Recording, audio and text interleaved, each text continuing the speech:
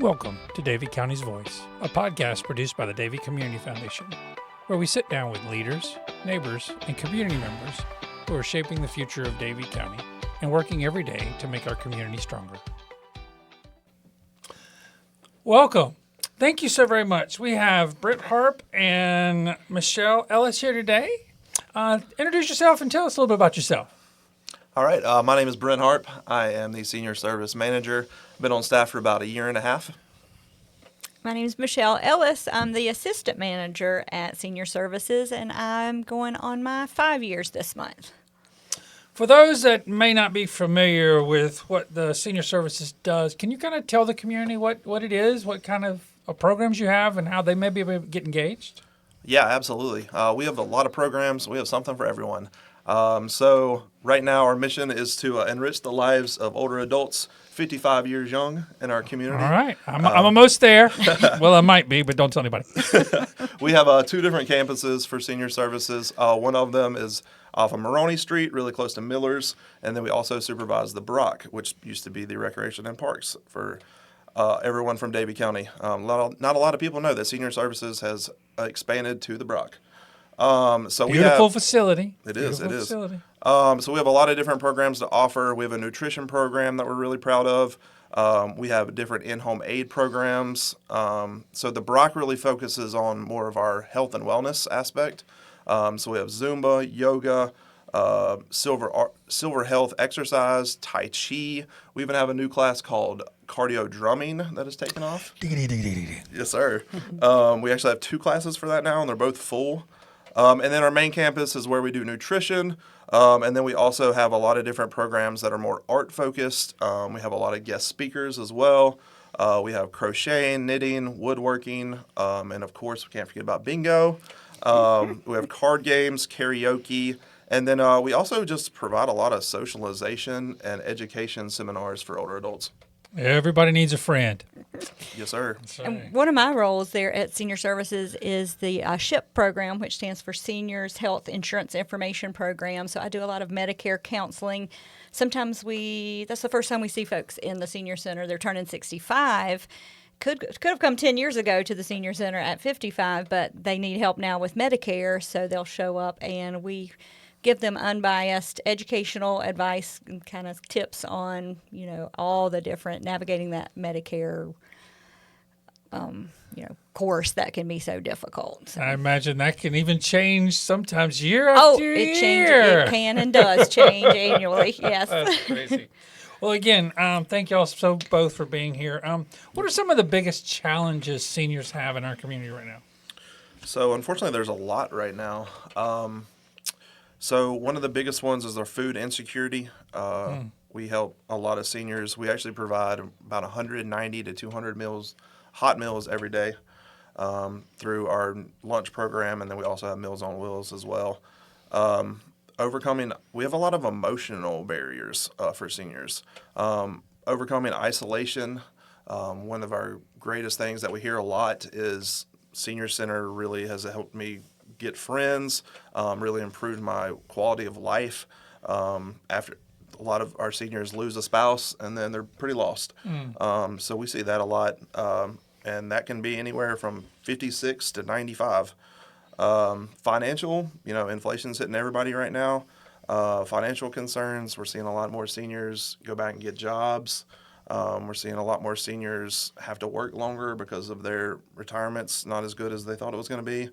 So financial constraints, and then a big one that we've seen too is scams. So we actually recently started a series called Scoops on Scams. You want to talk about a couple scams that our seniors are seeing a lot? Sure. We have some romance scams that seniors seem to fall victim to. Tech scams, of course. Everybody's familiar with the ones where it pops up on your phone that you owe some kind of parking or traffic violation, and sometimes they want to click those links, and we remind them don't do that. That's a scam. And the law scams where your grandson's in jail and needs you to come bail him out, and AI, introduction of AI now is very tricky for seniors because, I mean, it can trick some of us, you know. Oh, yeah. Where it looks real, but it's not. So there's so many out there. Medicare scams, Medicare fraud's a big thing. Over $61 billion in Medicare fraud last year. So that's an ongoing, health-related scams as well. So we try to educate our folks just so they'll be aware and question when they get something on their phone or in the mail or see something online if it doesn't look right, we tell them it's probably a scam. But the great thing is, like we're already talking about, that y'all are here to help them, to give them advice, give them a place to go to be part of it. So, Absolutely. Why is it important for the community to invest in our senior population? So I think it's really important because, everyone gets older. And I think Davie County does a great job of this, first of all. I think through our donations and our endowment programs, we're really able to provide a lot more programs and accessibility than other local communities. We don't have nearly as many wait lists as other areas. So for Scythe County and Iredell County, they have long wait lists, and we're able to not provide any wait lists for any of our programs. You got anything else you want to touch on?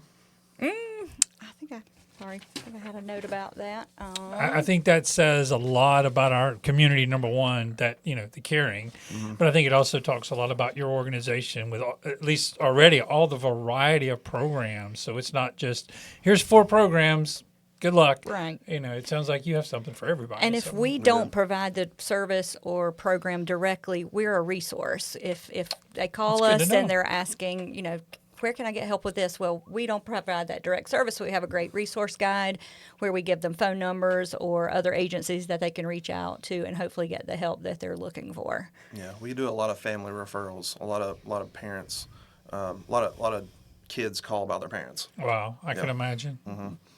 And I did just want to pinpoint too. One great thing about our community is our programs really allow people to stay at home longer and not feel as isolated and potentially have to go into long-term facilities. So it really is like a huge benefit to the people of Davie County.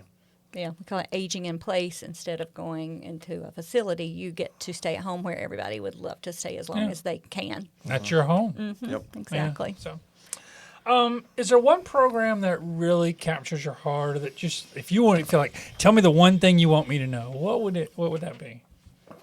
That's a good question. You go first. I would definitely say our Meals on Wheels, or we call it our Homebound Meals program, because it's more than a meal. It's not, you think it's just give that hot meal every day, but the visit that our volunteer driver provides, sometimes that's the only person that they may see all day long or all week long. It's more than that meal. It's a welfare check. It's a little visit. It's something going on with them that might need a little follow-up, that we could refer out to another community agency. So I feel like definitely Meals on Wheels is one that is just near and dear to our heart. Again, that's one that keeps folks at home, where they're, you see if you're kind of a volunteer might pick up on some kind of health concern, so they get some medical attention. We can reach out to their emergency contact person, but it's definitely more than a meal. But that's the basis of it is the meal on wheels. But definitely the visit is just as important as that meal. Yeah, I would probably say our senior games program. Our senior games program, we have over 240 older adults that participate. You only have to be 50 years young for that program. So we have over 25 sports that's offered, and that program runs from January to March. We're in the heart of it right now. Carrie Miller, our coordinator, does a great job with that program. Just seeing people get active, and we actually have 2 guys that participate in our 90 to 95 Wow. division. Yeah. And it's broken down by 5-year age ranges. So you would participate against someone, if you're 52, you would go against someone between 50 and 55. Yeah. So, you're not out there against an 83-year-old. And if sports aren't your thing, Yeah. there's the Silver Arts component where it's more of the arts and the literary, and you don't have to be an athlete necessarily to participate in senior games. There's the arts aspect of it with the Silver Arts, and those are on display in the library for the whole month of May. That's amazing. Yeah. We have just a few sports that we have. We have cornhole, we have pickleball is taking over the world. We have 3-on-3 basketball. let's see what else we have. Shuffleboard. Cornhole's probably our biggest one. Bowling. We Bowling. have bowling in another county, but it's still a Davie County sport. So we have a lot of community partners with our senior games as well. So we have partnerships with lots of different agencies in the county, and Rise and Bermuda Run does our opening ceremonies in January, and it kicks off, and it's just, it's great. It's a great time for everybody. It's kind of like the Senior Olympics. I always see articles about it on different sports and people winning awards and the trophies, and people been doing it for 10, 15, 20 years. Oh, Yeah. It's really big time. It's really neat. It's really neat. So. You can also qualify for state games for it too and play against other counties. Wow. Yeah. Oh. Yep. You mentioned this a little bit earlier, but how do these services impact not just seniors but the families? How does that play in? So one great example of this is our family caregiver support program. So this program provides respite for individuals that have family members that have dementia or Alzheimer's. So we partner with Yellow Butterfly here locally in Mocksville. They do a great job with this program. And they send out a nurse to an individual's home that might be a caregiver to give them a little bit of a break, to go get groceries, to go to the doctor, and that is really invaluable. This program has really taken off the last few years. Our social worker, Kelly Sloan's done a great job with this. This is actually the program that the endowment money from the Davie Foundation goes to as well. Okay. So we're grateful for you guys. Our funding for that, it continues to dwindle, unfortunately, so you guys come in really, really helpful with that. I think just in general, also just knowing Davie County is a safe space and that their parents are being taken care of at the senior center is a big part of it. Everyone that comes in our door, we have an emergency contact, and I really do feel like we do a good job of being a family. They know us, we know them, just looking after each other. Because a lot of times the children that have older parents, they are the ones that kind of reach out to us, be it a health issue, an insurance issue, or, they kind of, the older adult doesn't want to bother their family, but, the family picks up on it and they kind of reach out to us for that assistance that they may need for their loved one. Yeah.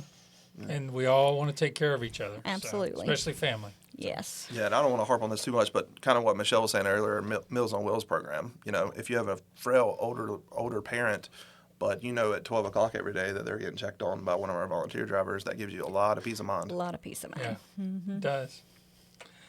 And can you share a story? I mean, I know you've been kind of leaning in, but, of a moment that just shows the impact of your work and how it's changed people's lives. I know something that comes to mind is a lady when I was working over at our Brock Health and Fitness location. She is a retired county employee, and she's in her 90s, and she literally told me one day, she said, the senior center has saved my life. She said, it's really given me purpose. She comes to our main campus for lunch, and then she goes over to the Brock and walks every day or exercises on her exercise equipment. But she said it really gave her purpose after she was not working full-time anymore.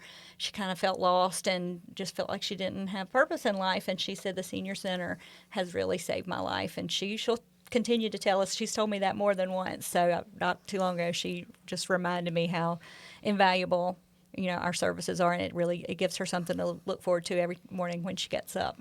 And there's probably hundreds of other ones that are the same way. Just don't tell us maybe, but they feel the same way. They want to be involved. They want to feel a purpose. Yes. So thank you for doing that. Yeah.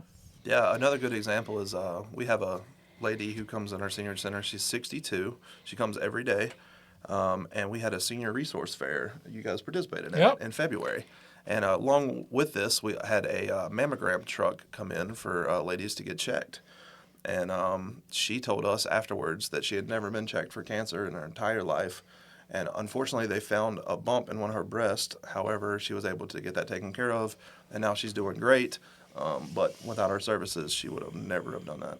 I feel really strongly too that she did it because it was a program through us, and she trusts us. So that's another piece of the puzzle too. Just knowing that they can trust the programs that we provide. And again, you mentioned that never had it, but it was available. Right. Access. And I think she felt more comfortable because it was with an agency she Trusted, comes to visit every day. What does it look like when the senior services is working well, but what are the challenges that you see in our community moving forward? I think a lot of it is financial. For sure. A lot of our seniors, like we were talking about earlier, going back to work, looking for more ways to have income. Retirement isn't as stretching as far as it used to. We want to keep that waiting list at zero, so when our funds get a little tight, we get a little nervous thinking, are we going to have to start a waiting list? And we just don't want to tell anyone no if we don't have to. Yeah. Just like you said, food is important, extremely important, but that human connection is even more. Absolutely. And some of our in-home aid services, it's personal care. It's like helping someone with a bath and, things like that. So we don't want to not be able to provide that service just due to funding alone. Yeah. This kind of ties into that, how does supporting seniors strengthen Davie County? I think it just makes them a more vibrant population. I think folks think of, we have high school seniors come in, and their idea, we show this video from AARP every time we get the seniors at the senior center with the seniors from the high school together, and we say, how old is old? I think the perception that, especially younger kids have of old people, they're like 50 is old to them. Yep. They think they're sitting in a rocking chair and just, watching soap operas or TV all day, but it's not true. We have a more active group of older adults. People are living longer. So when you go over to the Brocken, you see, people playing pickleball and line dancing and doing, very active lifestyles. And I think that just helps support what an older adult should look like. It's not your typical frail older adult, although we do serve that population as well. And it's been challenging too, because we're really trying to get younger seniors in the door, 55 to 65. And we have, I think I just heard that. Yes. and Okay, I got my invitation. I understand. Exactly. brought you a membership packet today. Okay. Yeah. I'll be by tomorrow. But yeah, we some of our younger seniors embrace it and really look forward to taking advantage of all of our programs. And another thing, all of our programs are free, by the way. We did not mention Say that one more time. All of our programs are free. All you have to do is Free. be 55 years young. So just trying to get that age group to embrace their age and the opportunities that we have helped to serve. Like Michelle said, a lot of them don't even know about anything we do until they come in to sign up for Medicare enrollment. So, but we have 75-year-old people that don't want to come to the senior center. So, So they're not old enough. yeah. What are the biggest needs and opportunities you see moving forward?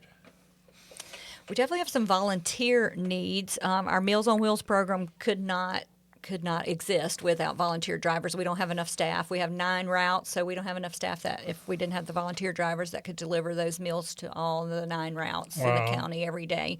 So we are constantly, especially summertime, when our regular volunteers want to go on vacation, of course, and we need some fill-ins. So that is definitely a need that we always have. Our lunch program on site, they need volunteers in the kitchen as well to help get those meals out to sometimes we have 80 plus come in on, especially bingo days or popular days. So we need folks to help serve in the kitchen. So we have some ways for folks to give back for sure in terms of volunteering.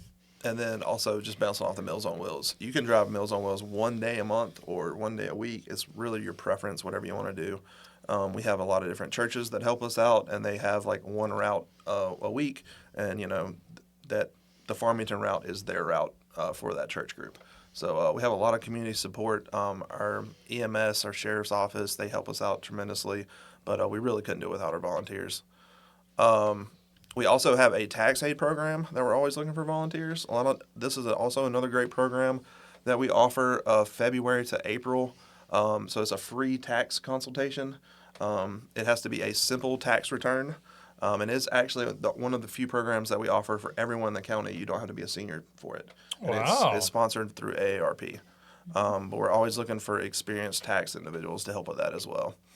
I think this past year we served over 330 people, helped them get their taxes done.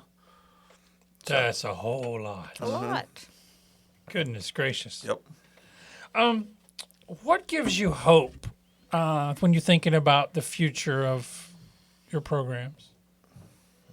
I feel like we're laying a good foundation and giving folks that if we have people that come in when they're 55 and you have life expectancy, we've got folks that are past 100. So I feel like we're giving them some good information to carry with them for many years and they can hopefully pass it on to their children who will become seniors, and then they can all come participate together. We've had some father and daughter groups with our senior games program, and it's really neat to see them both participating in programs. So I think too, just how willing people are to donate and help our cause. Just goes back to Davie County being a family.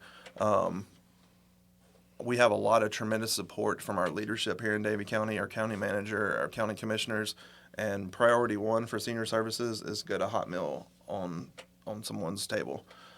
So making sure that we're very well supported here in Davie County, and I can very confidently say it's not like that in other counties. Mm-hmm. So that gives me a lot of hope for the future. Funding, just always being able to provide that, and just donations, and always people looking out for us. Mm-hmm. What would you say to someone who has never considered supporting senior services? I would say that everyone gets older. That's right. It'll come back. It'll come back to you eventually. We've got a great newsletter that comes out quarterly. When you flip through that, you'll see that your money is going toward lots of valuable programs and services. It's not just like one thing. We offer something for everyone, whether it's the actual older adult or their caregiver or family will certainly benefit from one of our programs or services, if not many. Yeah, I would also encourage that person to come deliver Meals on Wheels or volunteer with us and kind of see what we do. Like, we are not, you have to be independent to come to our facility. We are not an adult daycare. You have to be able to be on your own in our facility. So I think that's a big misconception that people have of senior centers. They think we're just sitting around playing bingo all day. And if we can get people in the door to volunteer and help us out and see what we do on a day-to-day basis, that goes a long way. Wow. All right. For someone listening who wants to help, what is the best way to get involved? So you can go to our website and email us, or you can call. But I would say, honestly, the best way is just to stop by and get a tour. Mm-hmm. Absolutely. We have lots of volunteer opportunities. So we also have a Facebook. We have a Facebook. Yep. So pick up the phone, email, stop by. Mm-hmm. So, I want to thank you both so very much for taking time to talk about the seniors program and all the variety that y'all have and the opportunity that everyone, sounds like even some of your other programs that you don't have to be a senior to be a part of. Right. Yep. So thank you so very much for being with us today. Yeah. Thank you. And thank you guys for all you do here at Davie Foundation. You're very welcome. Thank you for spending time with us on Davie County's Voice. We hope today's conversation inspired you and helped you learn more about the people and ideas making Davie County stronger. Be sure to check back every second and fourth Thursday of the month for a new episode. And to learn more about the Davie Community Foundation, visit daviefoundation.org.